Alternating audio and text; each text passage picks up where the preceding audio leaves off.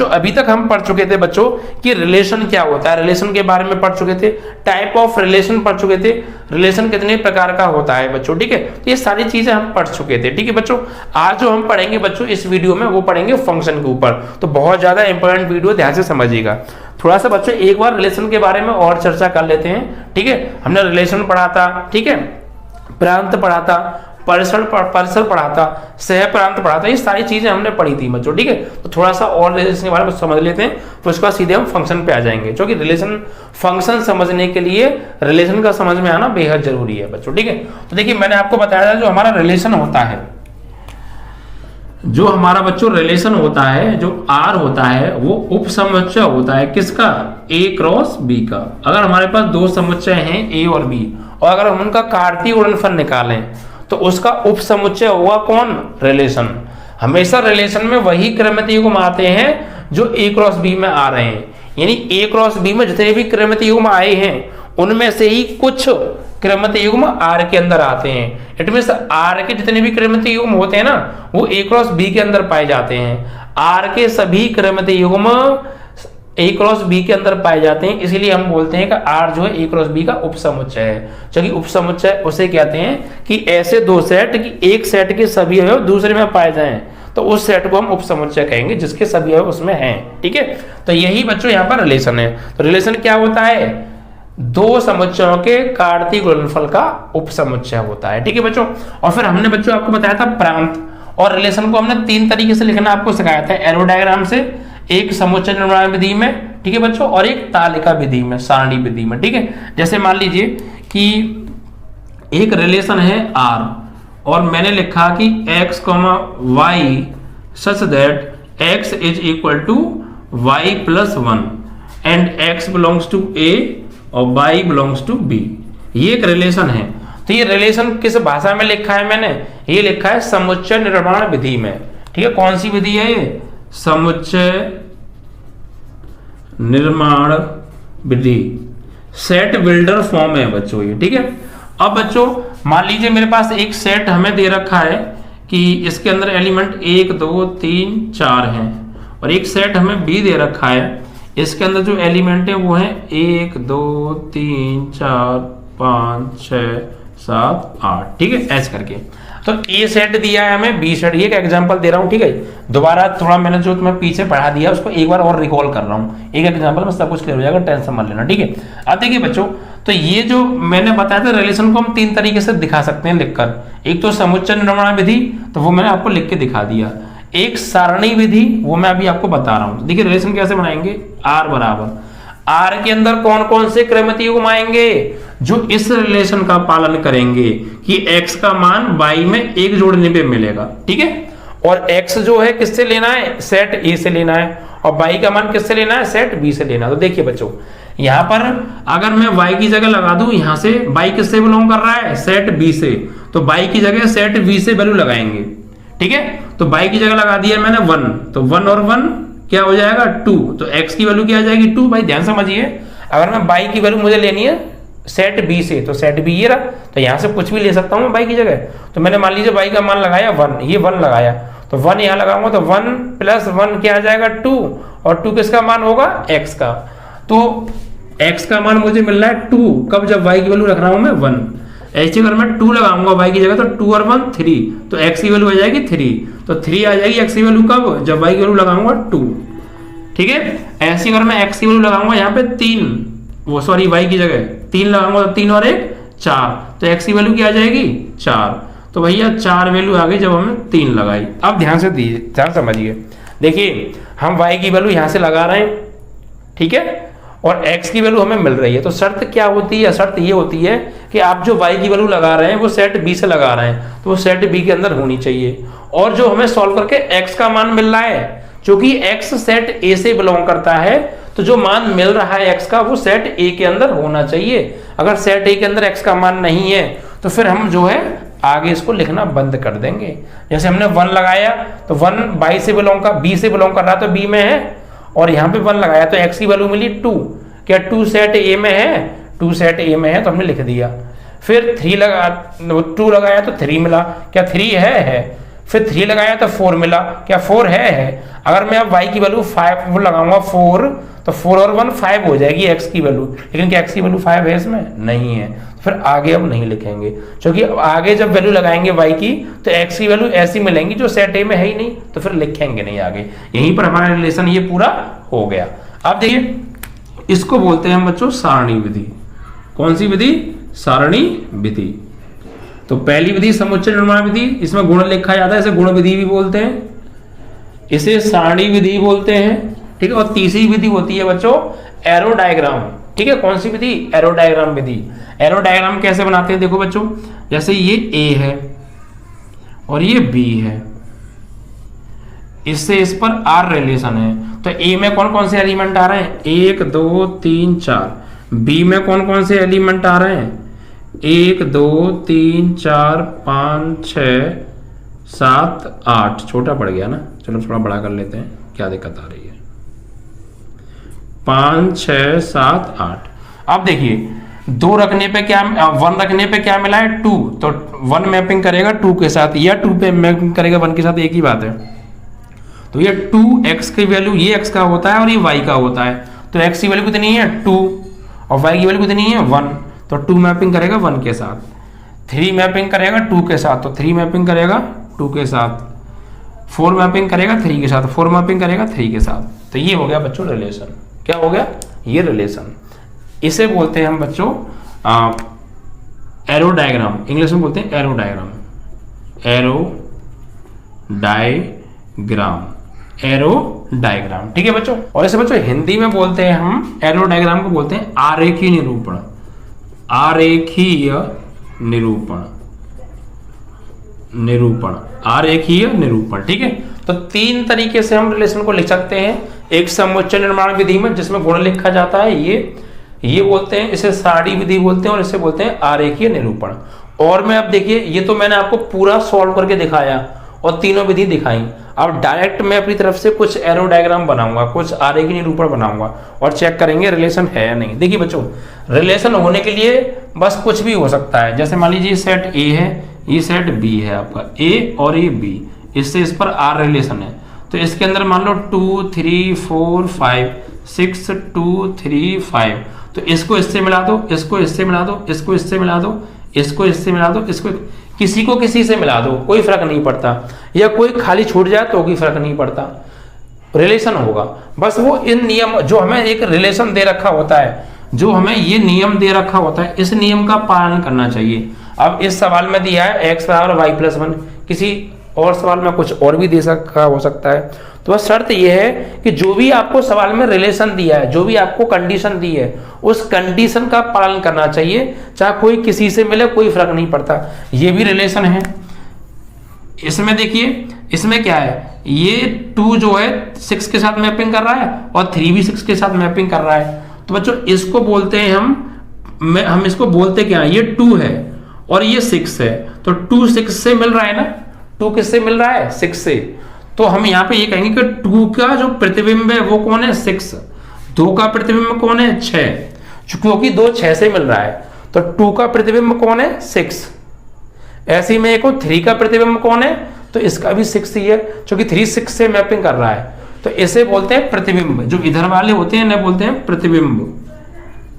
किनका प्रतिबिंब बोलते हैं, इनका प्रतिबिंब ये है, और इनका ये क्या है, इन्हें बोलते हैं पूर्व प्रतिबिंब, पूर्व प्रतिबिंब, इसे बोलते हैं इमेज, और इसे बोलते हैं इंग्लिश में प्री इमेज। समझ में आया, प्री इमेज। अगर मैं आपसे कहूं 2 का प्रतिबिंब कितना है 6 है साहब, 3 का प्रतिबिंब भी 6 है, 4 का प्रतिबिंब 2 है और 4 का प्रतिबिंब 3 भी है, 5 का प्रतिबिंब 5 ही है। अगर मैं ये कहूं 6 का पूर्व प्रतिबिंब प्री इमेज कौन है 2, और 6 की प्री इमेज 3 भी है, 2 की प्री इमेज 4 भी है और 3 की प्री इमेज भी 4 है, और 5 की प्री इमेज 5 ही है, यानी पूर्व प्रतिबिंब। ठीक है, तो कुछ भी बना दो, किसी को किसी के साथ मैपिंग करा दो, चाहे सेट ए के एक अवयव सेट बी के 2 अवयवों के साथ मिला दो। भाई सेट ए का एक अवयव 4 है और सेट बी के दो अवयव 2 और 3 है, तो ये एक अवयव 2 अवयवों के साथ मैपिंग कर रहा है, कोई दिक्कत नहीं है। रिलेशन में कोई किसी के साथ मैपिंग करे, बस उस नियम का पालन करना चाहिए जो सवाल में हमें दे रखा है, ठीक है। और देखो यहाँ पर इधर के 2 अवयव सेट ए के 2 अवयव सेट बी के 1 अवयव के साथ मैपिंग कर रहे हैं, और यहाँ सेट ए का 1 अवयव सेट बी के 2 अवयवों के साथ भी मैपिंग कर रहा है। तो कुछ भी हो सकता है। जैसे और ले लीजिए, अगर हम ये बात करें कि एक एरो डायग्राम हमने ये बना दिया 2 3 4 5 6 3 4 1, 2 6 के साथ भी मैपिंग कर रहा है, इसके साथ भी करा सकते हैं, इसके साथ भी करा सकते हैं, इसको इसके साथ करा सकते हैं, और ये खाली भी छूट सकते हैं तो कोई दिक्कत नहीं है। इधर भी खाली छूट सकते हैं, इधर भी खाली छूट सकते हैं, इधर का एक एलिमेंट इधर के 2 एलिमेंटों के साथ भी मैपिंग कर सकता है, 3 के साथ भी कर सकता है, 4 के साथ भी कर सकता है, इधर का भी एक एलिमेंट इधर के कई एलिमेंटों के साथ भी मिल सकता है, कोई दिक्कत नहीं है। बस वो रिलेशन जो आपको दिया है सवाल में उसका पालन करना चाहिए, ठीक है। चाहे ए में खाली छूट जाएगा तो कोई दिक्कत नहीं है, बी में खाली छूट जाए कोई दिक्कत नहीं है, ए के 2 अवयव बी के 1 से ही मिलने तो कोई दिक्कत नहीं है, या बी के 2 अवयव ए के 1 से ही मिलने तो कोई दिक्कत नहीं है। बस जो आपको सवाल में रिलेशन दिया है उस रिलेशन का पालन करना चाहिए, ठीक है बच्चों। तो वह संबंध होता है। क्या होता है? संबंध। संबंध तो कुछ भी हो सकता है। और इसके बाद फिर हमने पढ़ा था बच्चों प्रांत। क्या पढ़ा था? प्रांत। प्रांत क्या होता है प्यारे? प्रांत होता है जो रिलेशन आपने बनाया है उसमें जो पहला मान है वो उसका समुच्चय, यानी 2 3 4, ये प्रांत है। फिर हमने पढ़ा था परिसर, रेंज, और ये क्या होता है? डोमेन। ये होता है डोमेन और ये होता है रेंज। परिसर क्या होता है? रेंज क्या होता है? जो दूसरा मान है y की वैल्यू उसे बोलते हैं परिसर। 1 2 3 ये परिसर हो गया। और सह प्रांत पढ़ा था हमने कोडोमेन। कोडोमेन क्या होता है? पूरा का पूरा सेट बी, पूरा का पूरा सेट बी। तो पूरा का पूरा सेट बी क्या है भाई हमारा? ये पूरा का पूरा सेट बी 1 2 3 4 5 6 7 8 ये परिसर है। समझ में आया? तो हमने रिलेशन समझा था। रिलेशन क्या होता है बता दिया। रिलेशन को हम 3 तरीके से करते हैं, एक तो आपकी सारणी विधि में, समुच्चय निर्माण विधि में, और ये आरेखीय निरूपण से भी हम कर सकते हैं, बता सकते हैं रिलेशन को, ठीक है। और फिर प्रांत क्या होता है? जो रिलेशन में पहले मान होते हैं, यानी जो एक्स का मान होता है वो उसका समुच्चय जो है प्रांत होता है। और परिसर क्या होता है? जो रिलेशन में दूसरे मान यानी जो वाई के मान होते हैं उनसे मिलकर जो समुच्चय बना होता है वो परिसर होता है, ठीक है। और फिर उसके बाद सहप्रांत। सहप्रांत क्या होता है? जो हमने रिलेशन बनाया है सेट ए और सेट बी से मिलकर, जो पूरा का पूरा सेट बी है वो क्या होता है? आपका सहप्रांत होता है। क्लियर? तो ये चीज आप समझ में आ गई।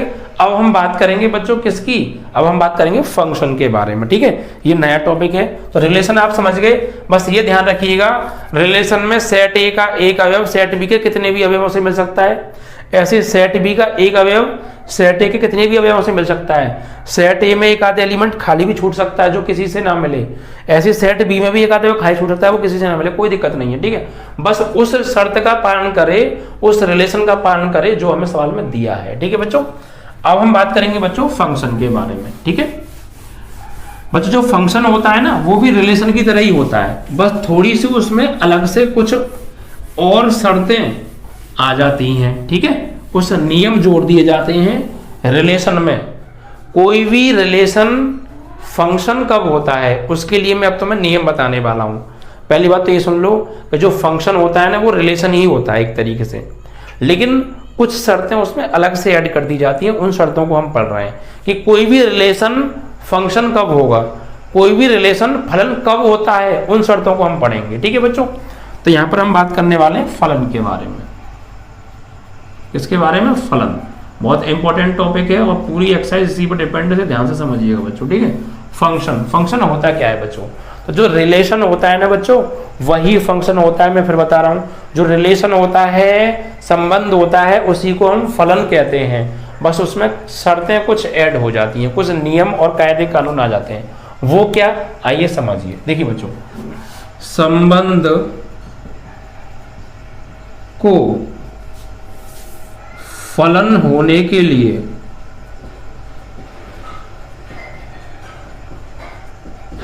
शर्तें, ठीक है। क्योंकि रिलेशन को ही हम क्या बोलते हैं, फंक्शन बोलते हैं, लेकिन कुछ शर्तें होती हैं। वो शर्तें क्या है? नंबर 1,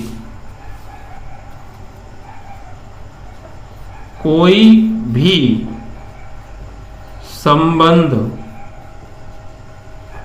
फलन होता है, फलन होता है जब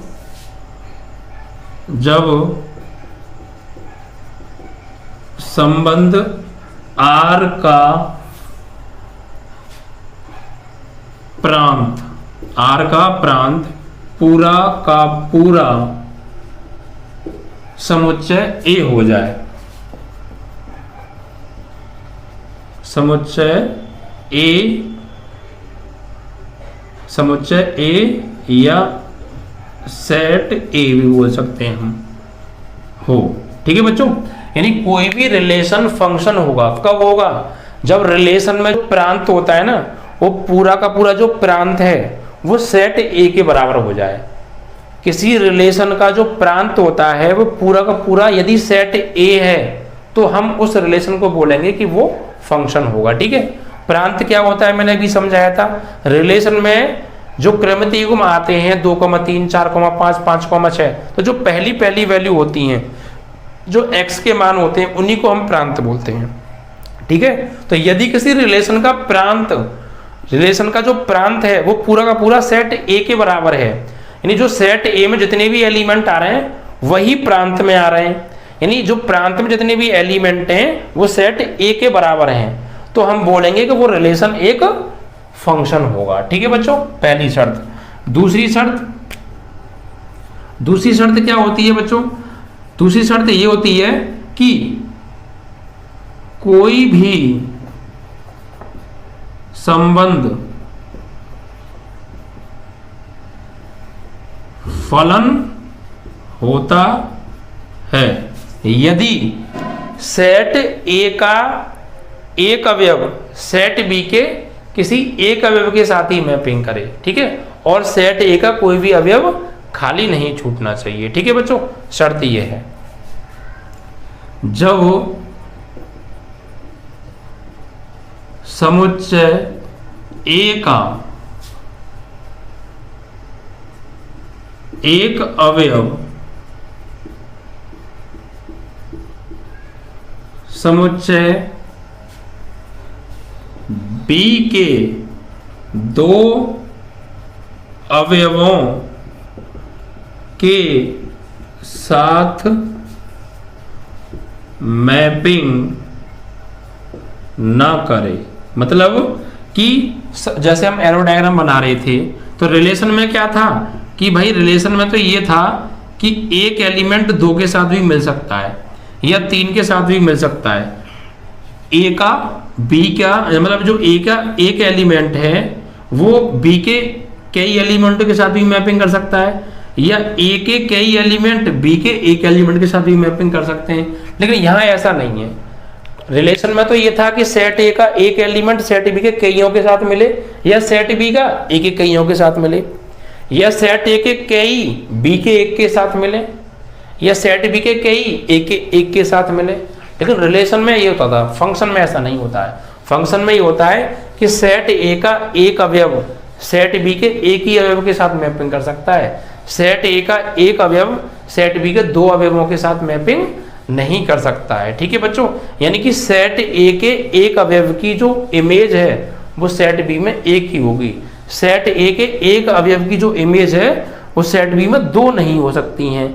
इसको हम इस तरीके से भी ले सकते हैं बच्चों, इसी लैंग्वेज को एक तरीके से और ले सकते हैं, या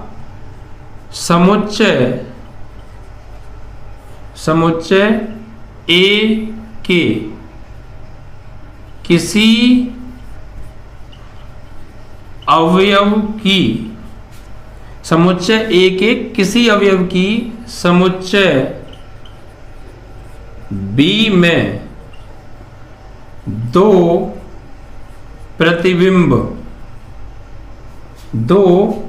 प्रतिबिंब नहीं हो सकते या नहीं होने चाहिए। ठीक है, ये मतलब कि सेट ए का जो एक एलिमेंट है वो सेट बी के दो अवयवों के साथ मैपिंग नहीं करेगा, एक एलिमेंट एक के साथ ही मैपिंग करेगा। लेकिन रिलेशन में क्या होता है, रिलेशन में एक एलिमेंट कईयों के साथ मैपिंग कर सकता है, लेकिन फलन में ये नहीं होता है। फलन में जो है सेट ए के एक एलिमेंट की जो इमेज है वो सेट बी में एक ही होगी, जबकि रिलेशन में सेट ए के एक एलिमेंट की इमेज सेट बी में कई हो सकती थी। लेकिन इसमें फंक्शन में ये शर्त अलाउड नहीं है, एक एलिमेंट सेट बी के एक के साथ ही मैपिंग करेगा। ठीक है, तो ये शर्त थी बच्चों जो है किसी भी रिलेशन को फंक्शन बनाने के लिए। जैसे मैं आपको एग्जांपल दूं, जैसे ये एरो डायग्राम हम बना रहे हैं, ठीक है, ये सेट ए है, ये सेट बी है, इसके अंदर ये कुछ एलिमेंट आ रहे हैं, ठीक है, ये इसके अंदर कुछ एलिमेंट आ रहे हैं। तो अगर मैं आपसे ये कहूँ कि इसको इससे मिला दो, इसको इससे मिला दो, इसको इससे मिला दो, इसको इससे मिला दो, कोई दिक्कत नहीं है। तो बच्चों ये जो है फलन है, ये जो रिलेशन है ये फलन होगा। क्यों? क्योंकि शर्त क्या है, दूसरी वाली शर्त क्या है कि समुच्चय ए के किसी एक अवयव की समुच्चय बी में दो प्रतिबिंब नहीं होने चाहिए, एक ही प्रतिबिंब होना चाहिए। देखो इसका प्रतिबिंब यही तो है, ऐसा तो नहीं है कि इसका प्रतिबिंब भी यही है और इसका प्रतिबिंब यही हो, नहीं, क्योंकि ये इससे अलग मिल रहा है, ये इससे अलग मिल रहा है। तो एक की इसकी प्रतिबिंब क्या है, ये इसका प्रतिबिंब ये है और दूसरे वाले का प्रतिबिंब ये दूसरा है, तीसरे वाले का तीसरा है, चौथे वाले का चौथा है। मतलब हर एक की अलग अलग प्रतिबिंब है। ऐसा नहीं है कि दोनों जो हैं किसी एक के साथ ही मिल रहे हों। अगर दोनों एक के साथ मिलते तो फिर वो रिलेशन होता, फंक्शन नहीं होता। क्योंकि रिलेशन में सेट ए के दो अवयव सेट बी के एक के साथ मिल सकते हैं या सेट बी के तीन बी के एक के साथ मिल सकते हैं, कोई दिक्कत नहीं है। ठीक है, तो ये इस तरीके से शर्त है। पहली शर्त क्या है, जैसे मान लीजिए कि आपको ए सेट दे रखा है, इसके अंदर एलिमेंट आ रहे हैं 1 2 3, ठीक है। एक सेट आपको बी दे रखा है, इसके अंदर एलिमेंट आ रहे हैं 2 4 6 8। अब आपने एक रिलेशन बनाया, क्या कि रिलेशन है आपका कि x, y such that x बराबर 2y, x बराबर 2y, ठीक है। तो अब देखिए या फिर ऐसा x बराबर 2y ना लिखे, इसको ये लिखो y बराबर 2x, y बराबर 2x, ठीक है। And x belongs to a और y बिलोंग्स टू b। ये यहाँ से हम एक रिलेशन बनाएंगे बच्चों, ठीक है। क्या बनाएंगे, रिलेशन। देखिए क्या बनेगा, कौन कौन से आएंगे इसमें, क्रमनियम जो इस नियम का पालन करेंगे वही आएंगे इसमें। तो देखो x बिलोंग करता है a से, y बिलोंग करता है b से, यानी x का मान मुझे लेना सेट a से। तो सेट a से मैंने x का मान लगाया यहाँ पे 1, तो y की वैल्यू क्या मिलेगी, 1 2 जा 2, तो y की वैल्यू 2 मिलेगी, 2 इसमें है तो 1 2 आ जाएगा। मैंने x की वैल्यू लगाई 2, तो 2 दूनी 4, y की वैल्यू क्या मिलेगी मुझे, 4 मिलेगी, तो 2 लगाने पर 4 मिलेगी। x की वैल्यू मैंने लगाई 3, तो 3 दूनी 6, y की वैल्यू 6 मिली, 6 है, तो 3 6।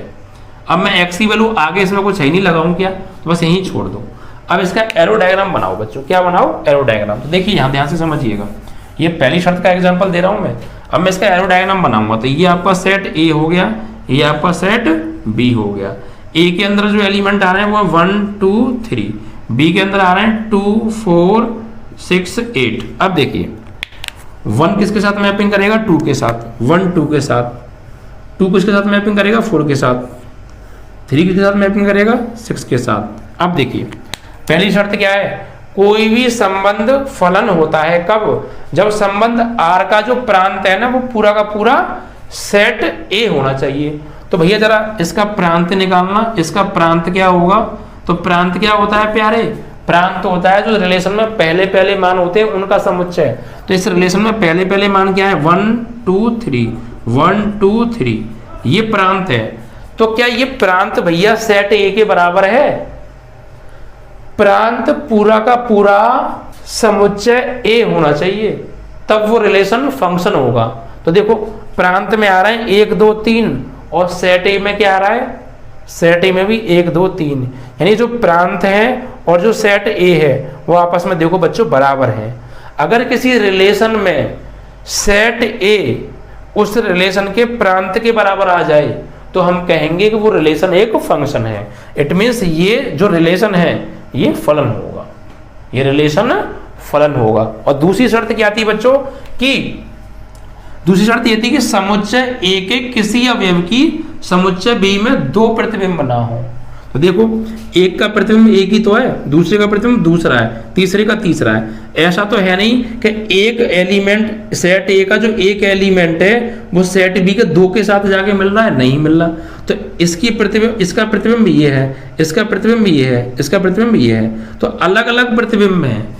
ऐसा नहीं है कि सेट ए का एक एलिमेंट सेट बी के दो के साथ मिल रहा हो, यानी सेट ए के एक अवयव का जो इमेज है, जो प्रतिबिंब है, 1 का प्रतिबिंब 2 है तो इसका एक सेपरेट प्रतिबिंब है, 2 का प्रतिबिंब 4 है, 3 का 6 है, सबका अलग अलग प्रतिबिंब है।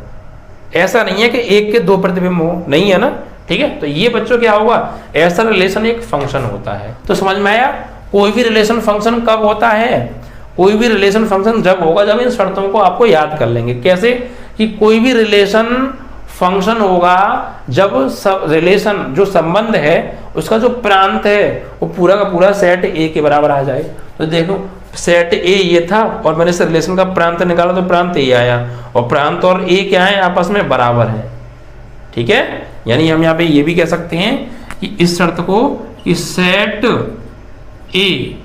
सेट ए बराबर आना चाहिए रिलेशन का जो डोमेन है, रिलेशन का जो प्रांत होता है वो ये बराबर होने चाहिए, ठीक है। तो हम कह देंगे कि वो रिलेशन जो है एक फंक्शन होगा, ठीक है। सेट ए और जो रिलेशन का प्रांत है वो आपस में बराबर आना चाहिए। देखो सेट ए और रिलेशन का जो प्रांत है वो आपस में बराबर आ रहे हैं, तो फिर हम उस रिलेशन को बोलेंगे फंक्शन। रिलेशन ही फंक्शन होता है यदि वो रिलेशन इन दो शर्तों का पालन करे। पहली कि सेट ए रिलेशन के प्रांत के बराबर आ जाए तो वो रिलेशन फंक्शन होगा, वो रिलेशन जो संबंध है वो प्रांत होगा, ठीक है। और दूसरी कि सेट ए के एक अवयव की जो प्रतिबिंब है सेट बी में एक ही होना चाहिए। ऐसा ना हो कि सेट ए के एक अवयव की सेट बी में दो प्रतिबिंब है तो गड़बड़ हो जाएगा। देखो एक अवयव की एक ही तो प्रतिबिंब है, इसकी अलग प्रतिबिंब है, इसके तो हर एक की अपनी अलग अलग प्रतिबिंब है, तो ये रिलेशन एक फंक्शन होगा, ठीक है। तो ये दो शर्तें आप याद कर लीजिएगा किसी भी रिलेशन को फंक्शन होने के लिए, ठीक है। जैसे बच्चों एक ये भी हो सकता है, जैसे मान लीजिए अगर हमें कोई रिलेशन दे रखा है, मान लीजिए 2,3 3,4 या 2,5 इस तरीके से दे रखा है कोई रिलेशन है। देखिए अगर आपको प्रांत ये जो पहले पहले अवयव हैं इनमें अगर तुम्हें इनमें कोई एक एलिमेंट दो बार सेम दिख जाए, कहीं भी दिख जाए, तब भी रिलेशन क्या है, फंक्शन नहीं होगा। क्यों? क्योंकि देखो 2 3 के साथ भी मिल रहा है और 2 5 के साथ भी मिल रहा है। अगर किसी रिलेशन में जो डोमेन है, जो प्रांत के अवयव हैं, वो आपको कहीं दो एलिमेंट सेम दिख जाए तो वो रिलेशन फंक्शन नहीं होगा। क्यों? क्योंकि देखो इसका अगर हम एरो डायग्राम बनाएंगे ना, अगर हम इसका एरो डायग्राम बनाएंगे तो देखिए कैसा बनेगा। देखो इसका एरो डायग्राम ऐसा बनेगा कि ये ए हो गया और ये बी हो गया, तो 2 रखने पे क्या मिल रहा है 3, तो 2 से 3 मिलेगा। 3 रखने पे क्या मिल रहा है 4, तो 3 4 से मिलेगा। फिर 2 रखने पे क्या मिल रहा है 5, तो 2 रखने 2 ही 5 से मिल रहा है, ठीक है भाई। 2 3 और ये 2, तो एक ही बार लिखेंगे 2 और 3, ये 2 और 3 तो आ गए इसमें, और 3 4 और 5 आ गए इसमें। देखो 2 3 के साथ भी मिल रहा है और 2 5 के साथ भी मिल रहा है, तो 2 3 के साथ भी मिल रहा है, 2 5 के साथ भी मिल रहा है और 3 4 के साथ मिल रहा है। तो ये रिलेशन तो है बट ये फंक्शन नहीं है। क्योंकि शर्त क्या थी बच्चों? शर्त ये थी कि समुच्चय ए के किसी अवयव की समुच्चय बी में दो प्रतिबिंब ना हो। देखो 2 का जो प्रतिबिंब है एक तो 3 है और 2 का प्रतिबिंब 1 5 है, यानी सेट ए के एक ही अवयव की सेट बी में दो प्रतिबिंब आ रहे हैं बच्चों। देखो 2 का प्रतिबिंब 3 भी है और 2 का प्रतिबिंब 5 भी है, 2 3 से भी मिल रहा है, 2 5 से भी मिल रहा है। तो दूसरी शर्त गलत हो गई और दूसरी शर्त का पालन नहीं हो रहा है इसमें। तो मतलब क्या है, ये जो है आपका रिलेशन फंक्शन नहीं होगा। रिलेशन तो होगा लेकिन फंक्शन नहीं होगा ये, ठीक है। तो अगर आपको रिलेशन जो क्रमित युग्म है, रिलेशन का जो क्रमित युग्म है और उसमें प्रांत वाले अवयव 2 सेम दिख जाएं तब भी वो रिलेशन फंक्शन नहीं होता है। क्योंकि सेट ए के एक अवयव की सेट बी में 2 प्रतिबिंब हो जाते हैं, 2 इमेजेस हो जाती हैं, ठीक है, और 2 इमेज होनी नहीं चाहिए। तो समझ में आया फंक्शन क्या होता है? सिर्फ 2 शर्तें याद कर लेना और ये एग्जाम्पल मैंने आपको समझा दिए, ठीक है। अब मैं आपको कुछ एग्जाम्पल दे रहा हूँ, एरो डायग्राम बना रहा हूँ और आपको पहचानने कि वो रिलेशन जो है फंक्शन है या नहीं है। थोड़ा सा टेस्ट कर लेते हैं। जैसे मान लीजिए ये एक एरो डायग्राम बनाया मैंने, ए का और ये बी का, ये ए है और ये बी है, इस पर एफ कोई फंक्शन है। ये मान लीजिए ये कुछ एलिमेंट है और इसके अंदर ये कुछ एलिमेंट है, ये इसके साथ मैपिंग कर गया, ये इसके साथ मैपिंग कर गया, ये इसके साथ मैपिंग कर गया, ये इसके साथ मैपिंग कर गया, ये इसके साथ मैपिंग कर गया। अब बताइए मुझे क्या ये रिलेशन फंक्शन होगा? तो देखिए पहली शर्त क्या थी? पहली शर्त ये थी कि जो प्रांत है वो सेट ए के बराबर आना चाहिए, प्रांत सेट ए। और दूसरी शर्त ये थी कि सेट ए के एक अवयव की सेट बी में एक ही इमेज होनी चाहिए। वन की इमेज, इस वाले की इमेज ये अलग है, इसकी इमेज ये भी है और इसकी इमेज ये भी है। तो इस एक पॉइंट की दो इमेज हो गई सेट बी में, दूसरी शर्त का पालन नहीं हो रहा, तो ये रिलेशन फंक्शन नहीं है। समझ में आया? ये बताओ जरा।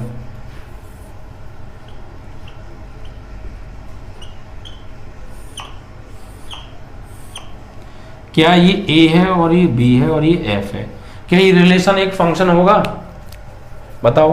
तो ये रिलेशन फंक्शन होगा। क्यों? क्योंकि देखो एक एलिमेंट एक के साथ मिल रहा है, इसकी इमेज क्या है? ये, इसकी इमेज ये और इसकी इमेज ये, ऊपर नीचे है लेकिन सबकी अलग अलग इमेज है ना। किसी सेट ए के एक अवयव की सेट बी में दो इमेज तो नहीं है ना। तो बस ये क्या है? ये रिलेशन एक फंक्शन है। ठीक है बच्चों, इस तरीके से आपको पहचानना है। तो आई होप कि आपको फंक्शन क्लियर हो गया होगा। अब बच्चों हम पढ़ने वाले हैं फंक्शन के प्रकार, जिस पर पूरी की पूरी एक्सरसाइज डिपेंड है आपकी। ठीक है, ये चीज अब आप ध्यान से पढ़िएगा। ठीक है, ये लास्ट बेसिक चल रहा है आपका। अब बच्चों यहाँ पे हम पढ़ेंगे फलन के प्रकार। हमने फलन पढ़ लिया, फलन क्या होता है। तो बच्चों हमने यहाँ पे फंक्शन पढ़ लिया और रिलेशन पढ़ लिया। अब हम पढ़ेंगे बच्चों जो आपकी 1.1 है ना, जो पूरी एक्सरसाइज डिपेंड है 1.1, जो मैं अब पढ़ाने वाला हूँ उस पर डिपेंड है बच्चों। अब हम यहाँ पे पढ़ेंगे, तो हमने रिलेशन पढ़ लिया, यानी हमने संबंध पढ़ लिया और फंक्शन पढ़ लिया। अब हम पढ़ेंगे बच्चों संबंध के प्रकार। संबंध के प्रकार, टाइप ऑफ रिलेशन। ये थोड़ा मार्कर बच्चों हमारा सही नहीं चल रहा है, इसे हटा देते हैं। अब हम पढ़ेंगे बच्चों संबंध के प्रकार। संबंध के प्रकार यानी टाइप ऑफ रिलेशन। ठीक है, टाइप ऑफ रिलेशन अब हम पढ़ने वाले हैं। हमने रिलेशन पढ़ लिया। रिलेशन क्या होता है? ठीक है, रिलेशन जो होता है ए क्रॉस बी का उपसमुच्चय होता है। ठीक है, और सेट ए का कोई भी अवयव किसी के साथ भी मिल सकता है, कितनी बार भी मिल सकता है, ऐसी सेट बी का। अब ये रिलेशन कितने टाइप के होते हैं? तो बच्चों रिलेशन हम पढ़ेंगे यहाँ पे 3 टाइप के, और 3 टाइप के रिलेशन ही पहली एक्सरसाइज में है और पूरी एक्सरसाइज उस पर समाप्त हो जाएगी। ध्यान से समझिएगा अब। ठीक है, देखिए बच्चों, पहला ये हम लिख देते हैं, संबंध 3 प्रकार के होते हैं। संबंध 3 प्रकार के होते हैं। पहला स्वतुल्य संबंध। कौन सा? स्वतुल्य संबंध। स्वतुल्य संबंध। ठीक है, स्वतुल्य संबंध जिसे हम इंग्लिश में बोलते हैं रिफ्लेक्सिव। Reflexive relation. ठीक है, दूसरा होता है बच्चों सममित संबंध। सममित संबंध जिसे हम सिमेट्रिक रिलेशन भी बोलते हैं बच्चों। क्या? Symmetric relation. ठीक है, और तीसरा होता है बच्चों संक्रामक संबंध। संक्रामक संबंध जिसे हम ट्रांसिटिव रिलेशन बोलते हैं।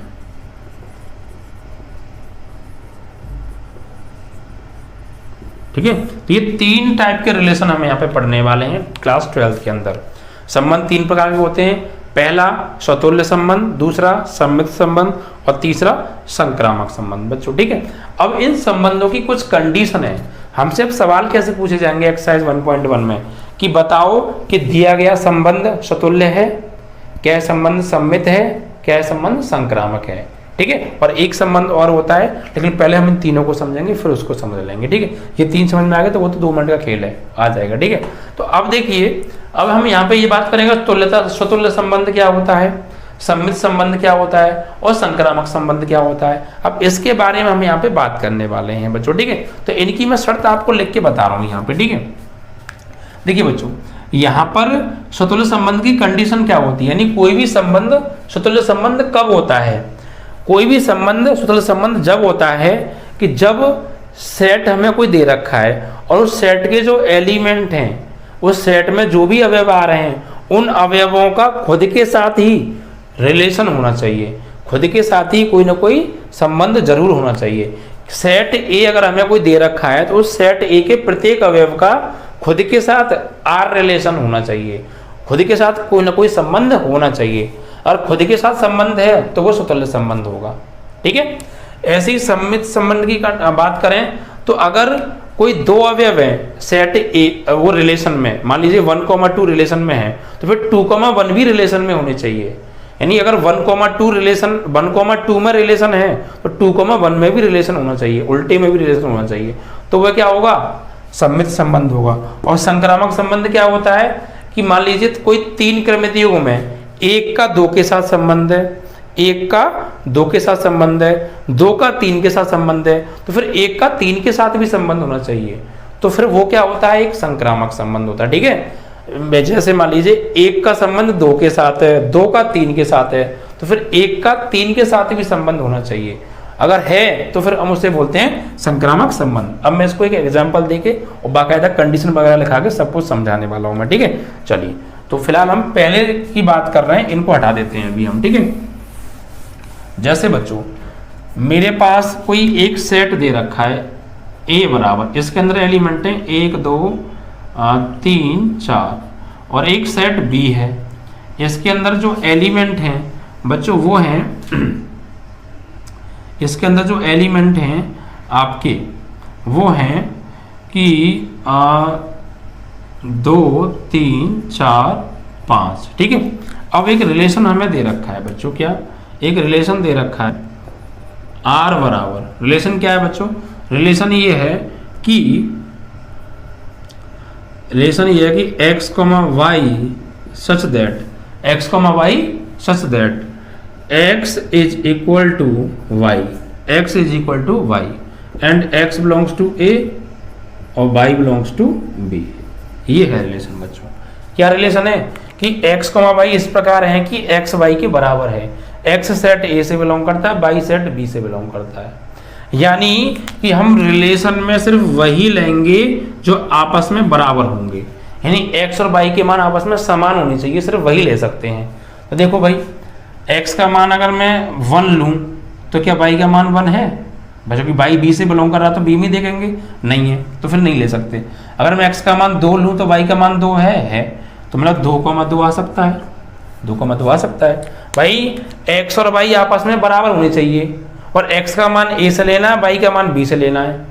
तो x का मान अगर मैं 2 लूंगा तो y का मान भी 2 होना चाहिए, तो y का मान 2 है तो 2,2 आ सकता है। x का मान अगर मैं 3 लूंगा तो y का मान भी 3 आएगा, क्योंकि दोनों बराबर हैं, तो 3 है तो 3,3 भी आ सकता है, 3,3 भी आ सकता है।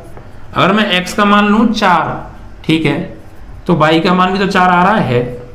तो देखिए बच्चों, अब हमें चेक करना है ये क्या जो है स्वतुल्य संबंध। तो स्वतुल्य संबंध की कंडीशन ध्यान से समझिएगा, क्या करते हैं स्वतुल्य संबंध समझने का, ध्यान से समझ लीजिएगा बच्चों, ठीक है।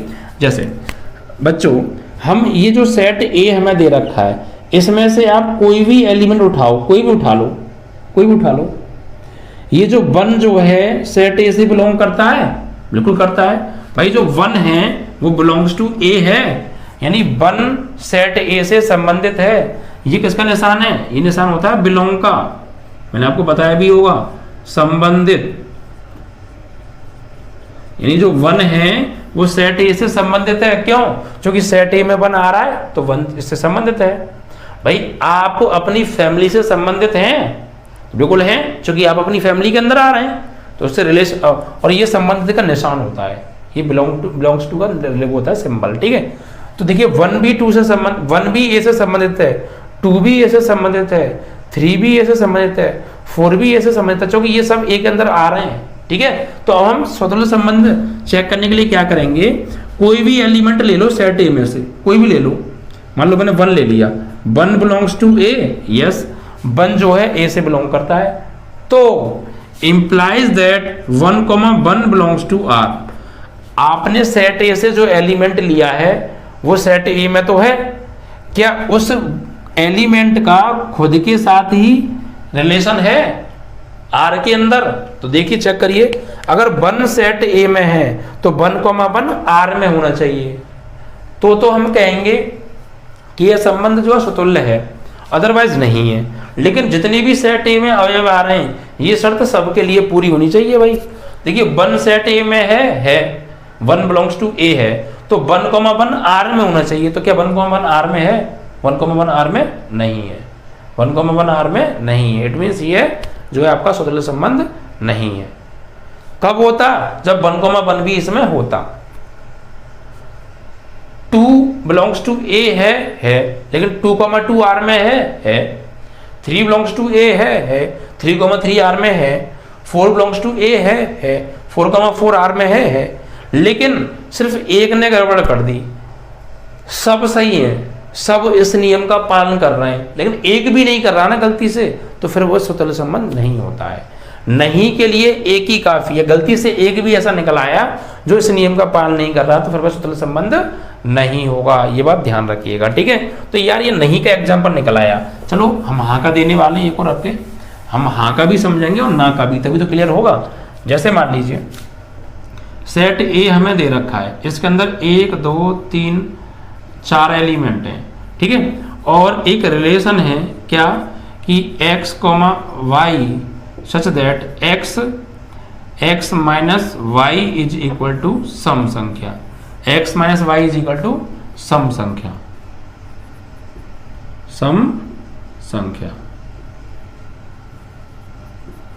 ठीक है, x minus y is equal to some संख्या। और यहां पे लिख देते हैं कि x, y belongs to a।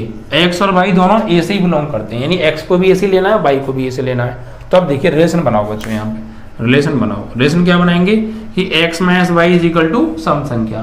तो देखो x भी a से लेना है और y भी a से लेना है, तो x की जगह मान लीजिए मैं ले लूँ 1, और y की जगह y किससे लेना है, वो भी a से लेना है, तो y की जगह भी 1 ले सकता हूँ। भाई x a से लेना है तो 1 ले लिया, y किससे लेना है, y लेना है a से, तो मान लीजिए मैंने 1 y भी 1 ले लिया, और फिर बीच में माइनस, तो माइनस कर दिया, तो क्या आएगा 0, यानी 1 माइनस 1 क्या आ रहा है 0। क्या 0 एक सम संख्या है? तो जो 0 सम संख्या नहीं होती है। लेकिन शर्त क्या होती है, सम संख्या की डेफिनेशन क्या होती है? सम संख्या की डेफिनेशन होती है कि वे संख्याएं जो 2 से पूरी विभाजित हो जाए सम संख्याएं कहलाती हैं। वैसे 0 सम संख्या नहीं होती है, लेकिन अगर हम परिभाषा पे जाएंगे तो परिभाषा के हिसाब से इसको हम सम संख्या मानेंगे, ठीक है। तो हम यहाँ पर 0 को सम संख्या क्यों मान रहे हैं? परिभाषा के आधार पर मान रहे हैं, वैसे 0 सम संख्या नहीं होती है। तो परिभाषा के आधार पर सम संख्या है क्योंकि 0 2 से डिवाइड हो जाती है, इसीलिए हम इसको लेंगे, ठीक है। सम संख्या में इसलिए सम को काउंट कर रहे हैं, ले रहे हैं। तो भाई x की जगह 1 और y की जगह भी 1, तो 1,1 आ सकता है, क्योंकि 1 में से मैंने घटाएंगे 0 आएगा, 0 एक सम संख्या में ली गई है। ऐसे ही अगर x की जगह 2 लूँ और y की जगह भी 2 लूँ और घटाऊँ तो क्या आएगा 0, ये भी समझा। तो 2,2 भी आ सकता है, ऐसे 3,3 भी आ सकता है, 4,4 भी आ सकता है, ठीक है। 1,2 नहीं आ सकता, क्योंकि 1 में से 2 को घटाएंगे तो सम संख्या नहीं आएगी, विषम आएगी।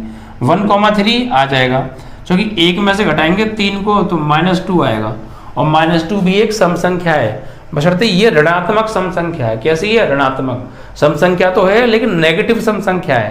भाई सम संख्या 2 टाइप की होती है, एक नेगेटिव और एक पॉजिटिव, तो ये नेगेटिव सम संख्या है, तो इसको लेंगे।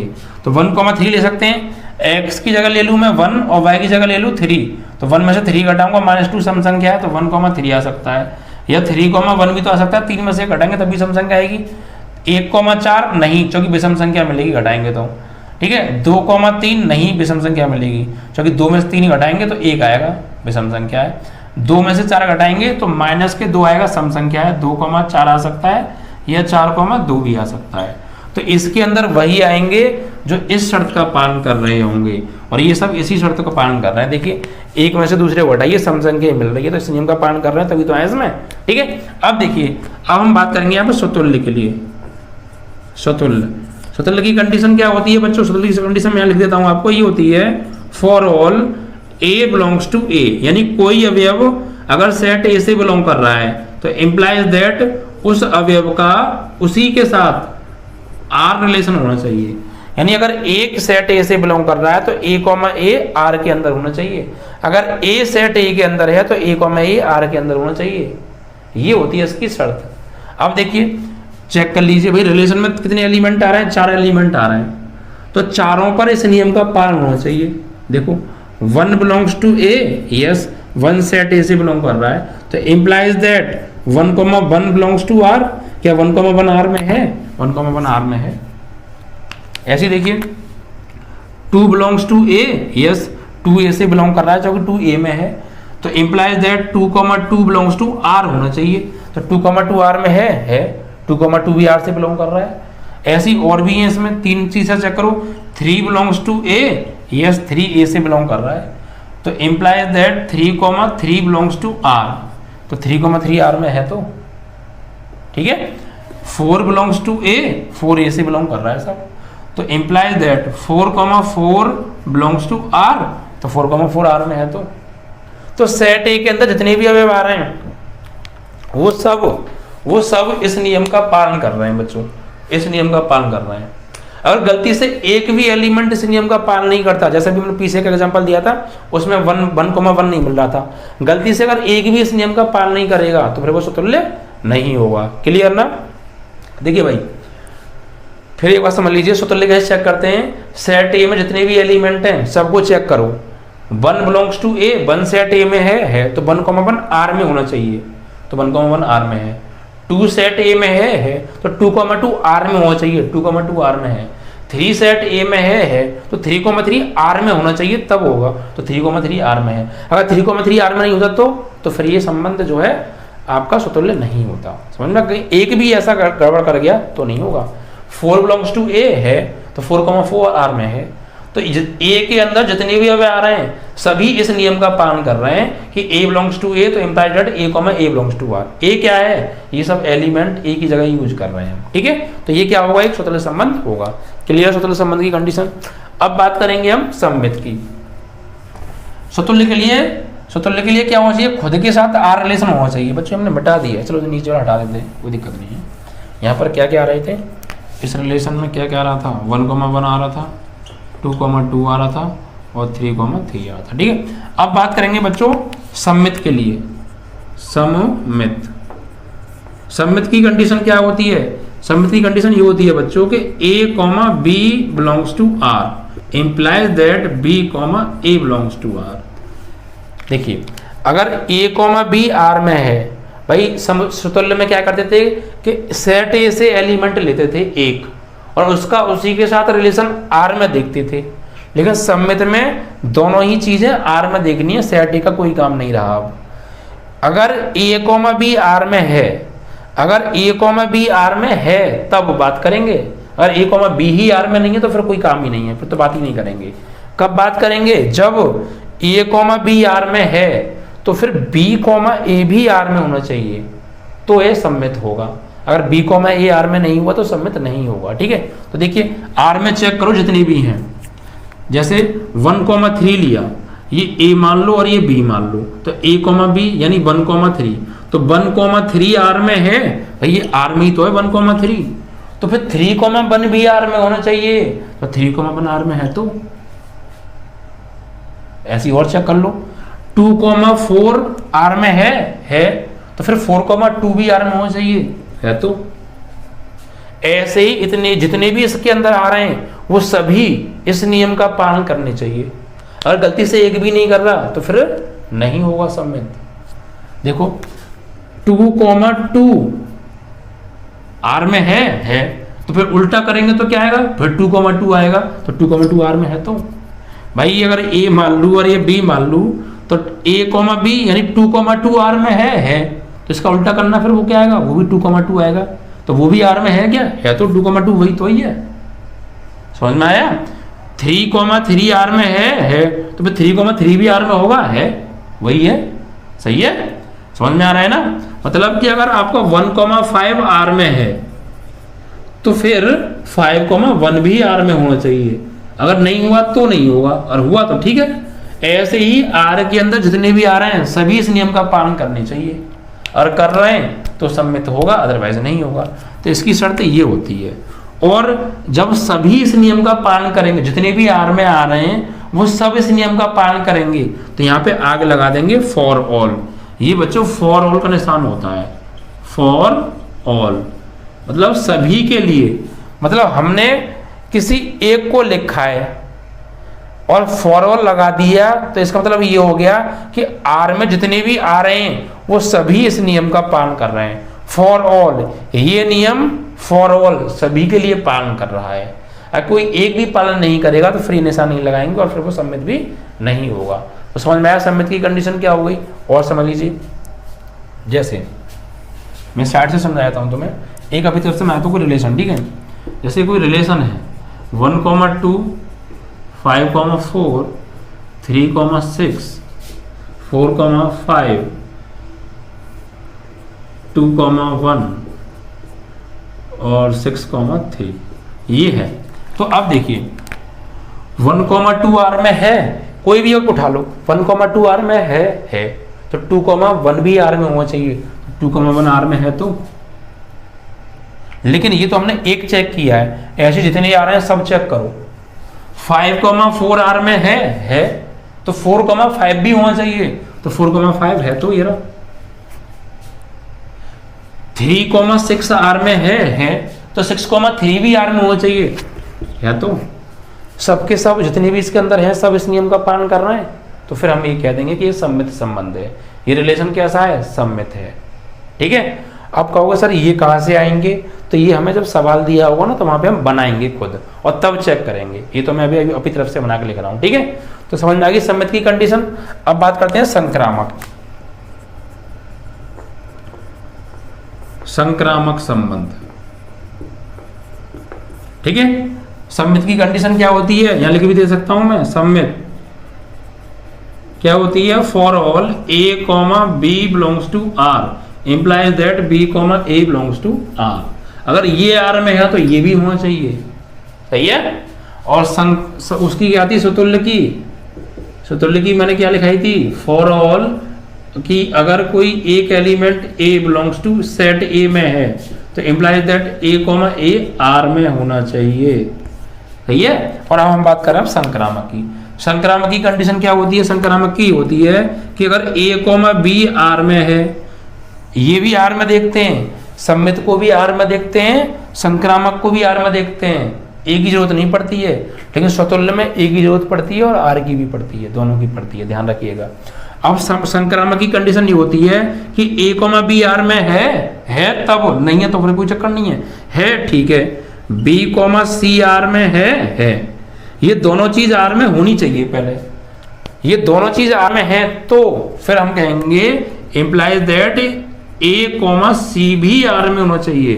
भाई a, b आर में है, b, c आर में है तो फिर a, c भी आर में होना चाहिए। अगर है तो फिर वो संक्रामक है। और ऐसे ही आर के अंदर जितने भी आ रहे हैं सभी इस नियम का पालन कर रहे हैं तो यहाँ लगा देंगे फॉर ऑल, और ये बन गई संक्रामक की कंडीशन। ये आपको याद करनी पड़ेगी, ठीक है। अब हम चेक कर लेते हैं, जरा इस रिलेशन में चेक करो। देखो कोई भी ले लो, ध्यान रखिएगा a, b और b, c ये आर में होना चाहिए। मतलब ये वाला एलिमेंट और ये वाला एलिमेंट, ये वाला एलिमेंट और ये वाला सेम होना चाहिए, वही लेंगे आप। तो अब आर में आ जाओ। आर में देखो भैया, देखो 1,3 यानी a, b आर में है और फिर ये 3 किसी और के साथ में भी है, ये रहा b, c हो गया। ये समझ में आ रहा है? a, b फिर ये किसी और के साथ है, ये रहा b, c। तो a, b आर में है, b, c आर में है, यानी 1,3 भी आर में है और 3,1 भी आर में है, तो फिर a, c यानी 1,1 भी आर में है क्या? तो ये तो रहा 1,1। समझ में आई नहीं आई? फिर समझ लो एक बार। 1,3 आर में है 3,1 आर में है तो ये 1,3 हो गया a, b और 3,1 हो गया b, c। तो a, b आर में है, b, c आर में है तो फिर a, c यानी 1,1 भी आर में होना चाहिए।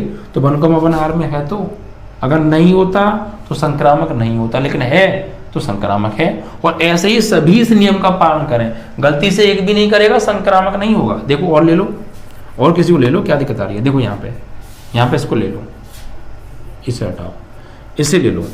2 किसी के साथ है क्या? 2 है तो ये रहा, देखो यहाँ पे ये ए कॉमा बी मान लो, इसे मान लो ए, से मान लो बी, तो 2,2 आर में है, फिर ये 2 किसी और के साथ में है, ये रहा, यहाँ पे आ जाओ, ये बी कॉमा सी हो गया मान लीजिए, ठीक है। देखिए ए कॉमा बी आर में है, बी कॉमा सी आर में है, तो फिर ए कॉमा सी यानी 2,4 भी आर में होना चाहिए, तो 2,4 चेक करो, 2,4 आर में है, 2,4 आर में नहीं है, अरे है तो 2,4, ये रहा लो, यही है 2,4 है, मुझे लगा नहीं है।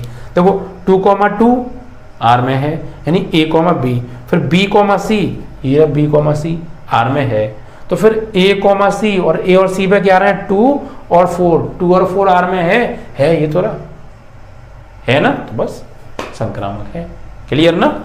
और साइड में एग्जांपल समझ लो, एक यहाँ पे समझा देता हूँ मैं तुम्हें, ऊपर से हटा दूंगा, ठीक है, यहाँ से हटा देता हूँ भाई, ये शर्त ही समझ जाओ बस, तुम ये चेक करना समझ जाओ, कहानी खत्म।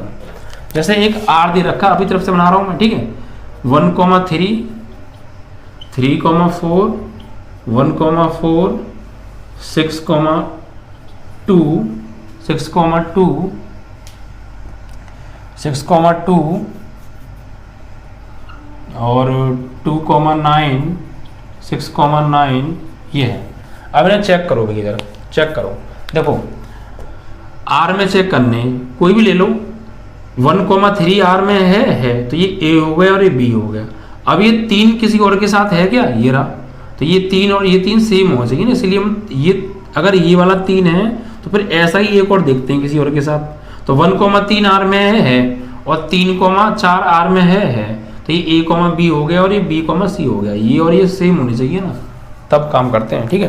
तो 1,3 आर में है, 3,1 आर में है, it means A comma B है, बी कॉमा सी है, तो फिर ए कॉमा सी यानी 1,4 भी आर में है, तो है तो 1,4 आर में है, हीरा ए कॉमा सी, तो ये सम्मित संक्रामक की शर्त को पूरा कर रहा है, लेकिन सभी करने चाहिए।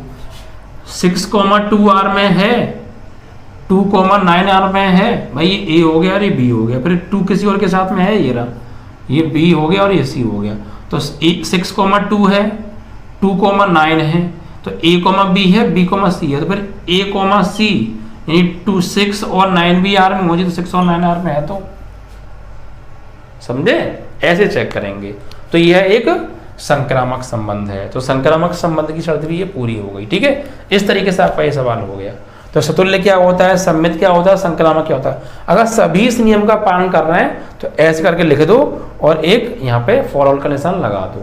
तो अब संक्रामक की शर्त क्या हो गई, यहाँ लिख देता हूँ संक्रामक, ये तीनों शर्त आपको याद हो, for all A comma B belongs to R, B comma C belongs to R, यानी ए और बी आर में है, बी और सी भी आर में है, तो ए कॉमा सी भी आर में होनी चाहिए, तब जाके हम कहेंगे कि ये एक संक्रामक संबंध है। तो ये तीनों शर्त मैंने लिख दी हैं, इन्हें आप अच्छे से याद कर लीजिएगा, ठीक है। आराम से आपको ये शर्त याद हो जाएंगे तो आप पूरी एक्सरसाइज को आराम से कर लेंगे, ठीक है। अब एक रिलेशन और पढ़ा है बच्चों हमने, वो होता है तुल्यता। क्या? तुल्यता। उसे और ध्यान से समझो। अब तुल्यता क्या होता है उसे ध्यान से समझ लो। तुल्यता संबंध, ठीक है, इक्विवेलेंस रिलेशन बोलते हैं इसे हम। क्या बोलते हैं? Equivalence relation. Equivalence relation. अब ये क्या होता है बच्चों इक्विवेलेंस रिलेशन? तो देखिए, जो संबंध सतुल्य, सम्मित तथा संक्रामक तीनों होता है, वह संबंध तुल्यता संबंध कहलाता है।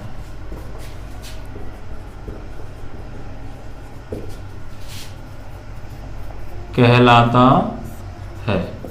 समझ में आया? यानी ऐसा रिलेशन, कोई रिलेशन है वो सतुल्य भी है, वही सममित भी है और वही संक्रामक भी है। ठीक है, कोई रिलेशन सतुल्य भी है, सममित भी है, संक्रामक भी है। अगर वो तीनों हैं तो फिर वो रिलेशन तुल्यता कहलाएगा। ऐसा रिलेशन जो सतुल्य भी होता है, सममित भी होता है और संक्रामक भी होता है, तो फिर वह रिलेशन तुल्यता संबंध कहलाता है। तीनों होने चाहिए। अभी क्या एग्जांपल ले लेते हैं, फिर आपका बेसिक समाप्त एक्सरसाइज 1.1 स्टार्ट करेंगे फिर। ठीक है, अगले वीडियो में ध्यान समझिएगा। जैसे मेरे पास कोई एक सेट दे रखा है, इसके अंदर एलिमेंट है 1, 2, 3, 4, 5। ठीक है, अब देखिए एक मेरे पास रिलेशन क्या है, रिलेशन है कि x, y such that x minus y is equal to some संख्या, या विषम भी ले सकते हैं आप, कोई दिक्कत नहीं है। ठीक है, अब देखिए अब हम इस R के अंदर कौन कौन से कृमित युग्म आएंगे, R के अंदर वो कृमित युग्म आएंगे जो इस नियम का पालन कर रहे होंगे। और भैया जो x और y बिलोंग कर रहे हैं ना, वो दोनों ही A से बिलोंग कर रहे हैं, A सेट से लेने, A से A पर ही रिलेशन है। तो देखो x में से y को घटाएं तो सम संख्या आनी चाहिए, वो आएंगे इस R के अंदर। हमें सवाल में एक सेट दिया होगा, एक रिलेशन दिया होगा। अब यहाँ पर हम इसको बनाएंगे, ये समुच्चय निर्माण विधि में लिख के दिया होगा, उसको सारणी विधि में लिखेंगे पहले। और इसके अंदर कौन कौन से एलिमेंट आएंगे जो इस नियम का पालन करेंगे कि x में से y को घटाएं तो सम संख्या आए, और x और y दोनों A से ही लेने हैं। तो सम संख्या देखिए, सम संख्या कौन सी होती है? दो टाइप की, ऋणात्मक सम संख्या और धनात्मक सम संख्या। अगर आप नेगेटिव 2 आ रहा है तो वो भी सम है, पॉजिटिव 2 आ रहा है तो वो भी सम है। ठीक है, तो देखिए, और देखिए 0 भी एक सम संख्या मानी जाएगी डेफिनेशन के आधार पर, वैसे 0 सम संख्या नहीं होती है। देखो x भी लेना है A से ही और y भी लेना है A से ही। अगर मैं x की जगह लूं 1 और y की जगह भी क्या लूं 1, फिर जो घटाऊं तो क्या आएगा 0, और 0 क्या है? परिभाषा के आधार पर एक सम संख्या है, तो फिर 1,1 आ जाएगा, इसमें 1,1 आ जाएगा। भाई वही तो आएंगे इस R के अंदर जो इस नियम का पालन करेंगे कि x में से y को घटाएं सम संख्या आए, तो x में से y को घटाओ, 1 में से 1 को घटाएंगे सम संख्या ही तो आएगी। ऐसे ही 2,2 भी आ सकता है, क्योंकि x की जगह मान लीजिए मैंने 2 लगाया और y की जगह भी 2 लगाया, घटाऊंगा तो 0 आएगा, 0 सम संख्या में आ रही है।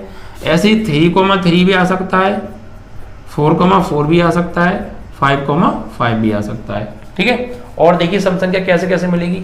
अगर मैं x की जगह ले लूँ 1 और y की जगह ले लूँ 3, तो 1 में से 3 घटाऊंगा तो -2 आएगा। -2 एक सम संख्या है, ऋणात्मक सम संख्या, तो 1,3 आ सकता है। भाई इस नियम का पालन कर रहा है ना।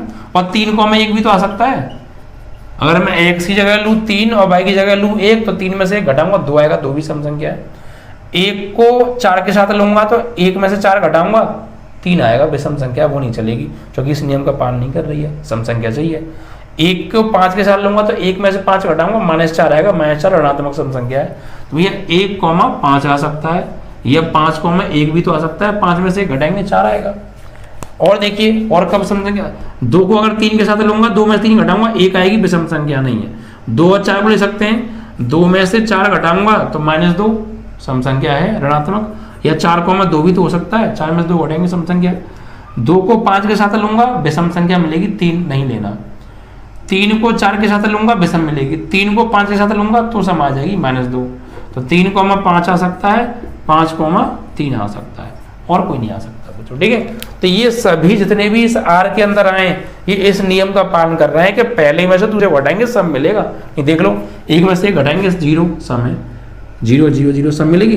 1 में से 3 को घटाएंगे -2 सम है, 3 में से 1 को घटाएंगे +2 सम है, 1 में से 5 को घटाएंगे -4 सम है, 5 में से 1 को घटाएंगे +4 सम है, सम मिल रहा है। अब देखो, अब हम तुल्यता चेक कर रहे हैं, तो तुल्यता होने के लिए क्या शर्त होनी चाहिए? सतुल्य भी होना चाहिए, सममित भी होना चाहिए, संक्रामक तीनों होने चाहिए, तब जाके वो तुल्यता होगा। तो हम यहाँ चेक कर रहे हैं पहले सतुल्य। नंबर 1 सतुल्य चेक करेंगे, तो सतुल्य की कंडीशन क्या थी कि सेट A में से कोई भी एलिमेंट उठा लो, अगर वो सेट A में है तो उसका उसी के साथ रिलेशन R में होना चाहिए। तो देखो 1 सेट A में है तो 1,1 R में होना चाहिए। तो क्या 1,1 R में है? तो 1,1 R में है। तो ऐसे ही सभी चेक करो, गलती से एक भी गड़बड़ कर गया तो नहीं होगा, सब करेंगे तो होगा। 2A में है तो 2,2 R में होना चाहिए, 2,2 R में है। तो 3A में है तो 3,3 R में होना चाहिए, है। तो 4A में है तो 4,4 R में होना चाहिए, है तो 5A में है तो 5,5 R में होना चाहिए। यानी सेट ए में जितने भी आ रहे हैं सभी स्वतंत्र संबंध की कंडीशन जो है फॉलो कर रहे हैं। तो अब इसे कैसे लिखेंगे, इसे आप दो तरीके से लिखना सिखाऊंगा, ठीक है। इसे लिखेंगे for all A belongs to A implies that A, A belongs to R, अतः R यानी जो संबंध है वो स्वतुल्य है। ये आपका आंसर। या ऐसे एक और तरीके से लिख सकते हैं क्या, या आप कोई भी एक एलिमेंट ले लो A में से, मान लो मैंने ले लिया 1 belongs to A implies that 1,1 belongs to R, और ये सभी इस नियम का पालन कर रहे हैं तो आगे लगा दो फॉर ऑल और फिर यही चीज लिख दो यहाँ पे। इसे आप ऐसे भी लिख के आ सकते हो पेपर में, तब भी सही है, ऐसे लिखे हो तब भी। चेक कर लो मन में और फिर उसे लिख दो बस इस भाषा में। ये लिखना बेहद जरूरी है आपका, पक्का, ठीक है। स्वतुल्य है क्योंकि सभी एलिमेंट जो सेट ए में है उनका खुद के साथ आर रिलेशन है, ठीक है। अब हम बात करेंगे यहाँ पे किसकी, स्वतुल्य हो गया, ठीक है। अब हम बात करेंगे सममित की। सममित की कंडीशन क्या होती है रे भैया, सममित की कंडीशन होती है कि यदि, यहां पे लिखूंगा फॉर ऑल, कंडीशन याद करनी है तुम्हें बस, क्या, अरे A, B R में है तो इंप्लाइज दैट B, A भी R में होना चाहिए। भाई इसमें तो हम पहले एलिमेंट देखते थे सेट A में और रिलेशन देखते थे R में, लेकिन यहाँ पे दोनों ही चीज R में देखेंगे। A, B R में है तो B, A भी R में होना चाहिए, और R के अंदर जितने भी आ रहे हैं वो सभी इस नियम का पालन करें। गलती से एक भी नहीं कर रहा, गड़बड़। देखो उठा लो कोई भी, 1,3 R में है, 1,3 R में है, देखो 1,3 R में है तो फिर 3,1 भी R में होना चाहिए, तो 3,1 R में है। तो 1,5 R में है तो 5,1 भी होना चाहिए, है तो 2,4 R में है तो 4,2 भी होना चाहिए, है तो 3,5 R में है तो 5,3 भी R में होना चाहिए, है तो 1,1 R में है तो वैसे उल्टा करो, 1,1 भी R में होना चाहिए, तो यही तो है भाई। 1,1 का उल्टा करेंगे तो 1,1 ही आएगा, तो 1,1 R में है तो 1,1 भी तो R में है ही, यही तो है, ठीक है। 2,2 R में है तो फिर 2,2 भी R में होना चाहिए, है तो 3,3 R में है, 3,3 R में है तो फिर 3,3 भी R में होना चाहिए, है तो सभी इस नियम का पालन कर रहे हैं। गलती से एक भी नहीं कर रहा होता तो फिर नहीं होता। तो फिर यहाँ पे क्या लिखेंगे, अतः R संक्रामक संबंध है, ठीक है। या ऐसे भी लिख सकते हो, कोई भी एक एलिमेंट लिख दो, मान लो मैं लिख 1,3 belongs to R implies that 3,1 belongs to R, और सभी इस नियम का पालन कर रहे हैं, पहले चेक कर लो फिर फॉर ऑल लगा दो, फिर यही हिंदी लिख दो, ठीक है। अब बात करेंगे संक्रामक की। तीसरा संक्रामक की कंडीशन क्या है पहले ये लिख लेते हैं। देखो for all A, B belongs to R, B, C belongs to R implies that A, C belongs to R। अगर A, B R में है तब आगे बढ़ेंगे और B, C R में है तब आगे बढ़ेंगे, तो A, C भी R में होना चाहिए। तो चेक कर लो भैया, कोई भी उठा लो, कोई भी। 1,3 R में है, ये A है और ये B है। 1,3 R में है, अब 3 किसी और के साथ में है, ये रहा, तो B, C belongs to R। देखो A, B belongs to R, 1,3 belongs to R है, R में ही है, 3,1 belongs to R, R में है, तो फिर A, C 1,1 भी R में होना चाहिए, तो 1,1 R में है, तो A, B R में है, B, C R में है, तो फिर A, C यानी 1,1 R में है। तो ये जो शर्त है, A, B R में है, B, C R में है, तो A, C भी R में होना चाहिए। और ले लो A, B और ये B, C, क्योंकि ये दोनों चीज सेम होनी चाहिए तभी काम करेगा। तो 1,5 R में है, 5,1 R में है, तो फिर A, C 1,1 R में है, तो है ना।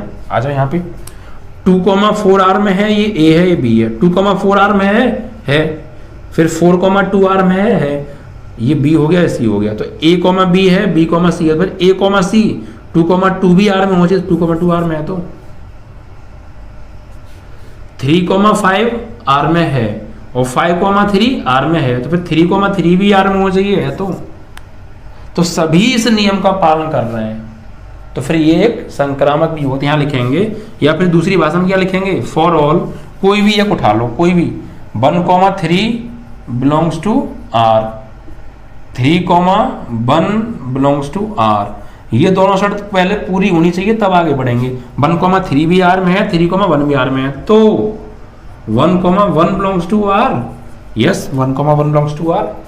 क्या लिखेंगे, अतः R संक्रामक है, संक्रामक संबंध है, ऐसे ऐसे भी लिख सकते हैं। तो ये तीनों चेक कर लिए हमने, तीनों है। ये संबंध जो है, ये वाला जो संबंध है सतुल्य भी है, सम्मित भी है, संक्रामक भी है। तीनों चेक किए अभी आपके सामने, तीनों इन नियमों का पालन कर रहे हैं। सतुल्य के लिए शर्त का पालन हो रहा है, सम्मित के लिए शर्त का पालन हो रहा है, संक्रामक के लिए शर्त का पालन हो रहा है। हो रहा है नहीं हो रहा है, हो रहा है, तीनों हो रहे हैं। तो ये जो रिलेशन है, सतुल्य भी है, सम्मित भी है और संक्रामक भी है। और जब कोई रिलेशन स्वतुल्य, सम्मित और संक्रामक तीनों होता है तो उसी संबंध को हम तुल्यता संबंध कहते हैं। तो ये संबंध एक तुल्यता संबंध भी हुआ। Is that clear? ठीक है, तो यहां लिखेंगे अतः यह संबंध तुल्यता संबंध होगा, क्योंकि जो संबंध स्वतुल्य, सम्मित और संक्रामक तीनों होता है उसी संबंध को हम तुल्यता संबंध कहते हैं। आई होप कि आपको सारी चीज़ें बहुत अच्छे से क्लियर हो गई होंगी। ये बेसिक की लास्ट वीडियो थी, थोड़ी सी लंबी हो गई होगी क्योंकि मुझे बेसिक खत्म करना था। अब मैं नई एक्सरसाइज पढ़ाऊंगा 1.1, उसमें सारी चीज़ें यही आएंगी। ये चीज़ आप याद करके आइएगा पहले से ही। ये जो मैंने एग्जाम्पल दिए ना, बहुत अच्छे से समझ के आइएगा कैसे चेक करते हैं, कैसे चेक करते हैं स्वतुल्य, कैसे चेक करते हैं सम्मित, कैसे चेक करते हैं संक्रामक। ये सारी शर्तें जो मैंने बताई हैं, ये चीज़ आपको याद होनी चाहिए। स्वतुल्य के लिए क्या है और किससे लेते हैं, ए से देखते हैं और फिर आर में देखते हैं, सम्मित में दोनों ही आर में देखते हैं, संक्रामक में तीनों ही आर में देखते हैं। तो ये चीज़ आपको याद होनी चाहिए कंडीशन। ठीक है, पूरी एक्सरसाइज एकदम ऐसे समझ में आएगी, एकदम क्लीन की तरह, टेंशन मत लीजिएगा बच्चों। ठीक है।